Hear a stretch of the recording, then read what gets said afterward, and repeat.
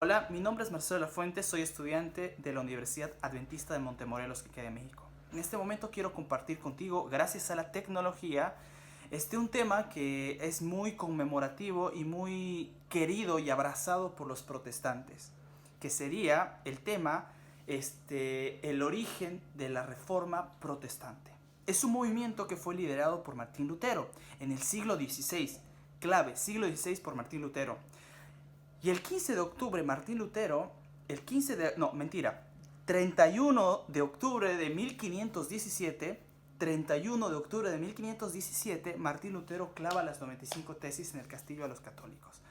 Es muy interesante que actualmente esa fecha es muy, pero sumamente muy importante para todos los luteranos a nivel mundial, ¿no?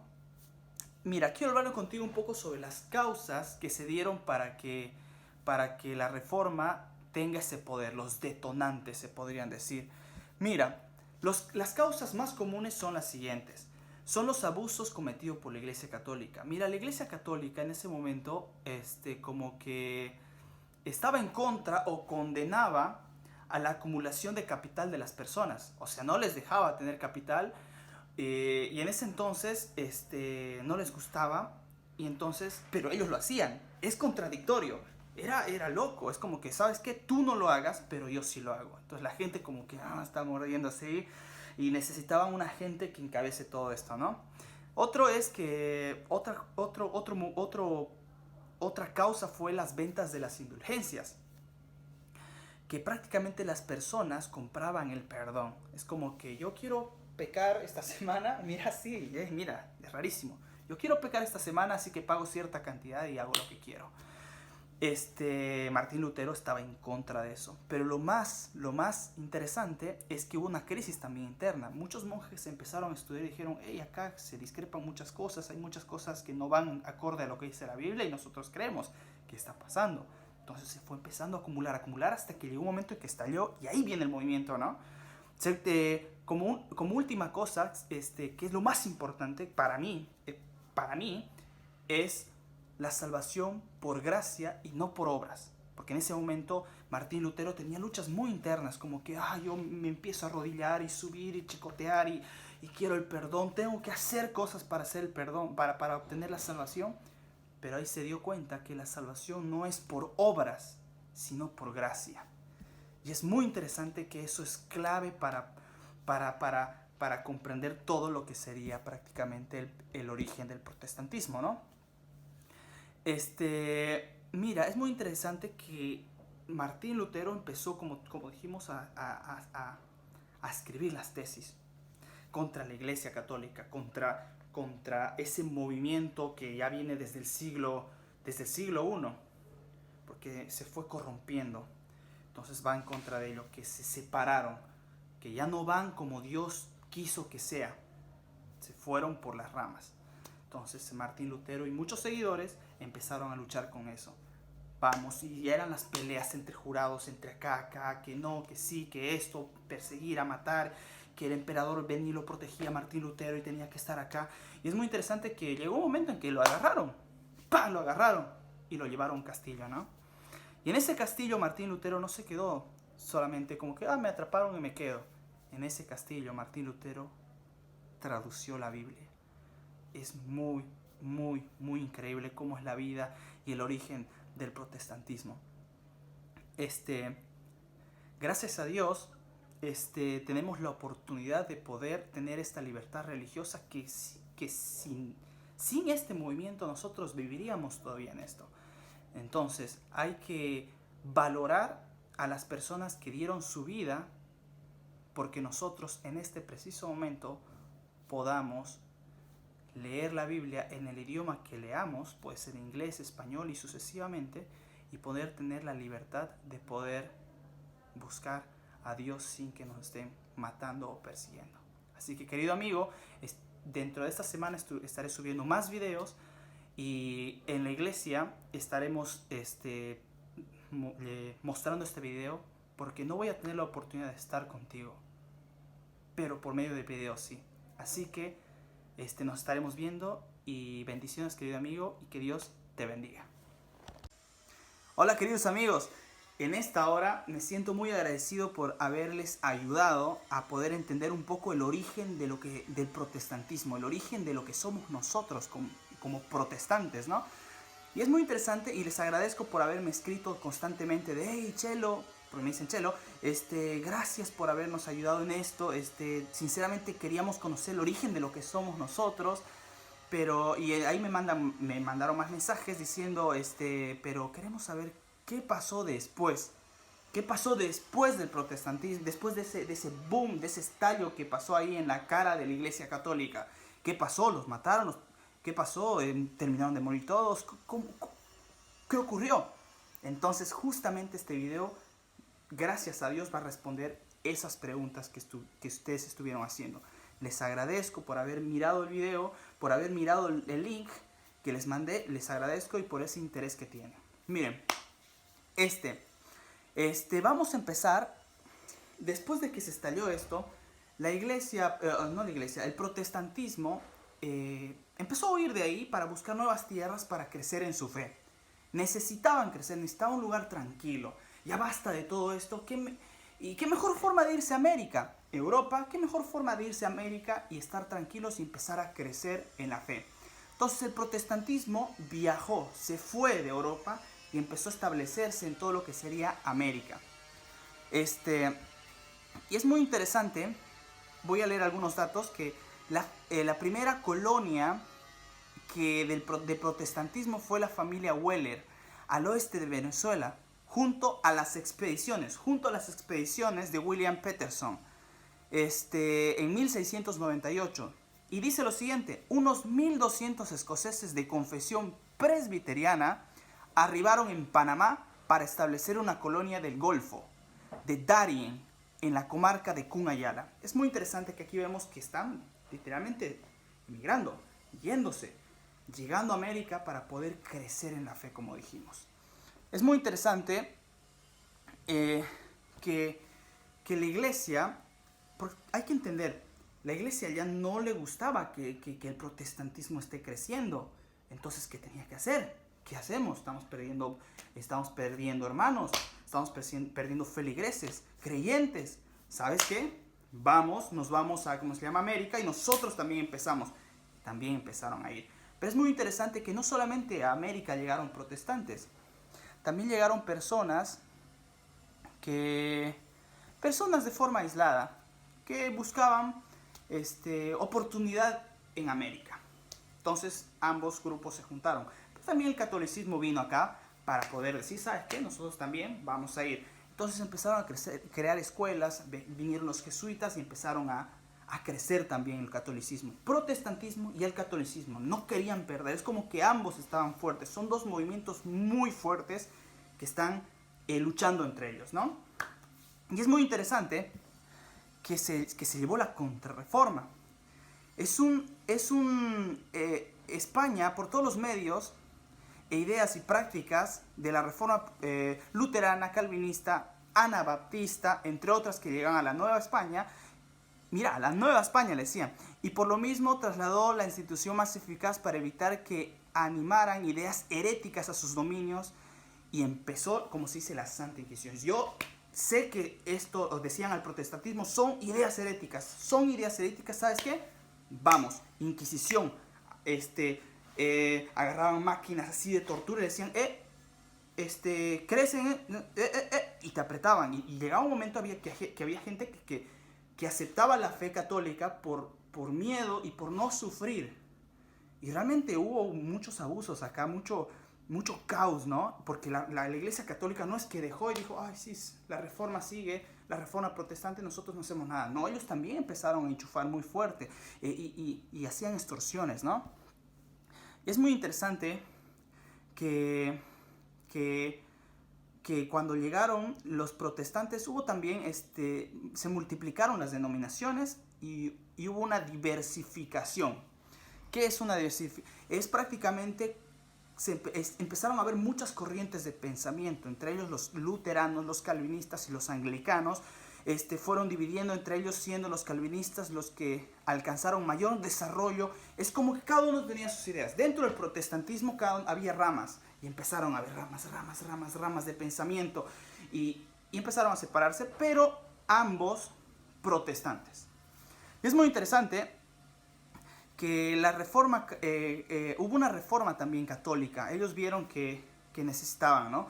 Porque había mucho caos, entonces ellos también empezaron a utilizar nuevas estrategias de evangelización. Y es muy interesante que así fue empezando. ¿Cómo es, no? De un momento donde parecía una idea imposible de que el movimiento protestante surgió y empezó a crecer. Ahora esa iglesia que decía, son minoría, podemos, no. Agarró potencia, fuerza. A pesar de que la iglesia empezó a meter instrumentos de tortura, la iglesia siguió creciendo. Y eso es una bendición muy grande para nosotros en el siglo XXI, porque como protestantes tenemos la certeza de que todavía hay esta paz. Hay esta paz, esta tranquilidad, este poder leer la Biblia sin que alguien te esté agarrando y metiendo a calabozos y haciéndote sufrir. Hay que agradecer a Dios por eso. Entonces, queridos amigos, yo estaré haciendo un último video más adelante sobre lo que sería el movimiento ecumenista y las corrientes teológicas del catolicismo y del protestantismo del siglo XX en adelante. Va a ser un tema encantador, les va a encantar. Así que, queridos amigos, justamente antes de hacer el cierre del video, un amigo, les explico, yo tenía que hacer una entrevista a un católico, o mejor dicho, un cura, o un papa, no es papa, un cura, un clérigo, pero no se dio por el tema de la pandemia. Pero gracias a Dios tengo amigos católicos que cada uno tiene diferentes formas de pensar. Yo respeto, pero sigue siendo mi amigo porque es amigo de infancia. Entre ellos le hice una pregunta y esas preguntas quiero compartirlas con ustedes. Fue la siguiente pregunta, que le hice 2 preguntas. Le dije, ¿cuál es la postura actual de tu iglesia como católica hacia nosotros los protestantes? O sea, ¿cuál es la postura? Y ellos dicen que ellos creen que en realidad nosotros los protestantes salimos de ellos. Y que hubo como una pelea, como hemos visto en el primer video, que de diferentes opiniones y prácticamente se separaron de la iglesia madre. Ellos se creen como la iglesia madre. Y es verdad, porque vino desde el siglo I, Dios y etcétera. Pero nosotros tenemos otra forma de ver eso. Ellos tienen otra forma de ver también, que se respeta. Pero ellos nos ven como protestantes, como cuando tú vas a la calle y dices protesta, bueno, así como que van protestando en contra de algunas cosas. Pero ellos tienen la idea de poder juntarse otra vez. Y es muy interesante que eso la Iglesia Católica también está promoviendo. Y más en el siguiente video vamos a explicar un poco sobre eso, que se llama el movimiento ecuménico o el ecumenismo. Y entonces esa es la postura de la Iglesia de mi compañero, ¿no? Que le encanta que le encanta la Iglesia Católica. Vive por ella. Y la otra pregunta que le hice es, ¿qué hace la iglesia para acercarse a los líderes y feligreses protestantes? Bueno, lo hace en base me dice como que en realidad no deberíamos pelear, dice, porque en realidad somos uno en Cristo. Y al ser uno en Cristo, ¿por qué pelearnos? Entonces tratan de unirnos. Nosotros como adventistas tenemos otra postura hacia eso, ¿no? Hay la profecía apocalíptica nos marca que no podemos unirnos. Y si nos podemos analizar o ver a Martín Lutero y decir, tú ves esa unión más adelante, y lo he dicho, no creo. Y es verdad. Pero eso es otro tema que no voy a tocar en este momento. Pero al fin del día quiero hacer una cortita reflexión separado de todo esto. Es que Dios está al control de nuestras vidas. Dios está al control de la historia. Es muy interesante que todo esto, de movimientos, etc., Dios lo predijo hace mucho tiempo atrás. Dios lo explicó, ¿no? Mediante los libros de la Biblia, el Apocalipsis. Entonces yo me siento tranquilo de que Dios está al control de todo y Dios va a llamar un momento a sus ovejas y decir, ¿saben qué? Vámonos, todos juntos. Pero va a ser Dios, no va a ser un hombre, va a ser Dios mismo. Y Dios sabrá cuándo, y Dios sabrá cómo. Entonces, si amigo que me estás mirando, tienes interés sobre esto, no tengas miedo en escribirme, porque yo voy a mandar este link a mis compañeros, porque ellos quieren saber sobre esto. Y si te interesa también, escríbeme. Y vamos a estar charlando así por WhatsApp y por videollamadas. Así que, querido amigo, bendiciones y los espero en el tercer video. Así que, bendiciones y nos vemos. Chao, chao. Hola, en esta hora vamos a hablar un poco sobre el cristianismo y sobre el protestantismo en el siglo XX, ¿no? El cristianismo en el siglo XX se caracterizó por una secularización acelerada de la sociedad occidental. Rayos, secular. Ya. Hola, en esta hora vamos a hablar sobre el cristianismo y el protestantismo en el siglo XX. El cristianismo en el siglo XX se caracterizó por una secularización acelerada de la sociedad occidental, que había comenzado en el siglo XIX, y por la expansión del cristianismo a regiones occidentales del mundo. El movimiento cristiano, también se podría decir el movimiento ecuménico, creció en importancia, comenzando en la conferencia misionera de Edimburgo en 1910 y se aceleró después del Concilio Vaticano II de la Iglesia Católica. El movimiento litúrgico se volvió significativo tanto en el cristianismo católico como en el protestante, especialmente en el anglicanismo. Al mismo tiempo, el ateísmo, es muy interesante, el ateísmo por el estado de la Europa oriental comunista y la Unión Soviética trajo persecución a muchos cristianos ortodoxos orientales y otros cristianos, claro. Muchos ortodoxos llegaron a Europa occidental y a América, lo que llevó a un mayor contacto entre el cristianismo occidental y el oriental. Sin embargo, la asistencia a la iglesia disminuyó más en Europa occidental que en el este.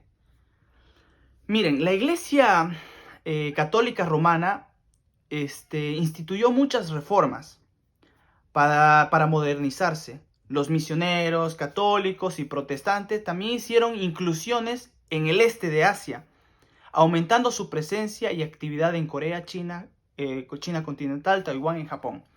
O sea, acá se podría decir que ambos movimientos, tanto el católico como el protestante, se preocuparon por la evangelización, mandar misioneros y evangelizar a todas partes, ¿no?